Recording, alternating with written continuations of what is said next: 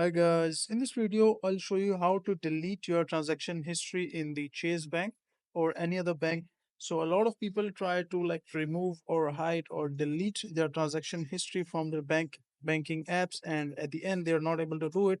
And that is because the bank always keeps the data of whom you are doing transaction to, what is your transaction amount, your transaction IDs, and every detail that you do in your app is saved to the bank as well, and it is not possible to delete those transaction histories from either your application, or you can just remove the records. That is not possible anyways, as this is the security, in case you forgot the transaction and after a few months that you need some kind of transaction history, that the bank must have your transaction IDs or the transaction records that you can just access at any time. You can just contact the bank and get those transaction details easily.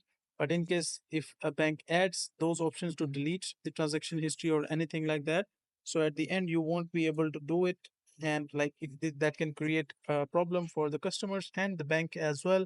So that is the method of how, why they keep the records and why it is important not to delete your transaction histories from any banking app. So currently there is no method that you can delete or hide your transaction histories or your transaction amounts from your banking app or directly from your bank. So that is all about can you do it or not.